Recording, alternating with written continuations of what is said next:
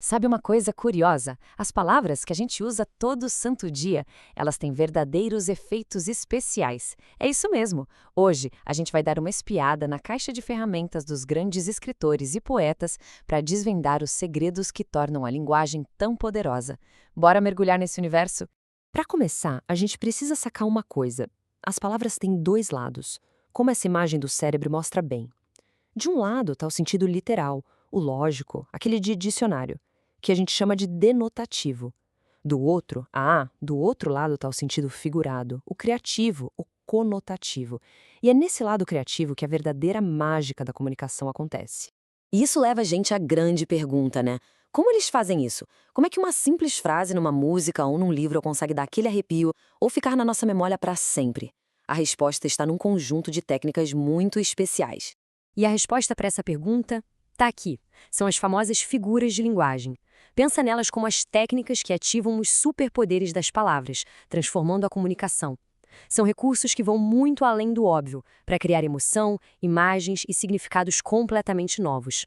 Então, vamos começar com duas das figuras mais conhecidas que brincam com as semelhanças entre as coisas. Preparados para esse duelo entre a comparação e a metáfora? Olha, a diferença entre as duas é sutil, mas é muito poderosa. Na comparação, a relação é bem clara, bem explícita. A gente usa um conector, tipo a palavra como. Então a gente diz, a vida passa como um rio. Tranquilo. Já a metáfora é mais direta, mais ousada. Ela não diz que uma coisa parece outra. Ela afirma que uma coisa é outra. Ela funde as duas ideias numa só. A vida é um rio. Sente a diferença na força? E para sentir o impacto real disso, dá uma olhada nesse verso genial do Manuel Bandeira.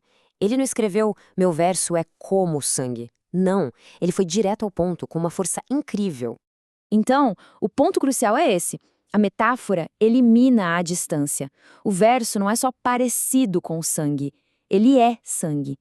Isso passa uma ideia de vitalidade, de dor, de algo que vem das entranhas do poeta. O efeito é muito mais dramático, muito mais intenso. É a poesia na sua forma mais visceral. Beleza, já entendemos o jogo das semelhanças. Agora vamos mudar de cenário e entrar no campo de batalha dos opostos. Vamos falar sobre o poder do contraste. Essa aqui é a antítese. É basicamente a arte de colocar palavras ou ideias opostas uma do ladinho da outra na mesma frase. E qual o objetivo? Fazer com que esse choque, esse contraste gere um sentido mais forte, que chame a atenção para uma dualidade. Esse exemplo ilustra a técnica de um jeito brilhante. Ao colocar guerra e paz lado a lado, a frase ganha uma força imensa. O contraste ressalta a ironia da situação. A solução, a paz, estava lá no ponto de partida. É um jeito muito eficaz de criar impacto e fazer a gente refletir. Agora, deixando os contrastes de lado, vamos para uma figura que faz o contrário. Em vez de intensificar, ela suaviza. É a arte da delicadeza na comunicação. Esse é o eufemismo. E essa é uma ferramenta que a gente usa, muitas vezes sem nem perceber, para tratar de assuntos difíceis de uma forma mais branda. É a escolha de palavras para ter cuidado com o outro, para amenizar um golpe. Aqui a gente tem um exemplo clássico. Em vez de dizer diretamente que a pessoa mentia, se usa a expressão faltava com a verdade. O sentido é o mesmo, mas o impacto é muito mais suave. É uma forma de comunicar algo negativo sem ser agressivo ou direto demais. Bom, já vimos como criar semelhanças, contrastes e como suavizar a linguagem. Mas a verdade é que esse é um universo gigantesco. Vamos agora expandir um pouco o repertório com uma olhada rápida em mais algumas figuras bem poderosas. É isso mesmo, o que a gente viu até agora é só a pontinha do iceberg. A nossa língua é riquíssima em recursos expressivos que transformam a comunicação numa verdadeira arte. E que universo incrível! Tem, por exemplo, a hipérbole, que é aquele exagero para dar ênfase, como quando se diz, estou morrendo de sede. Tem também o paradoxo, que une ideias que parecem contraditórias para criar um novo sentido, como na frase genial de Camões, é ferida que dói e não se sente.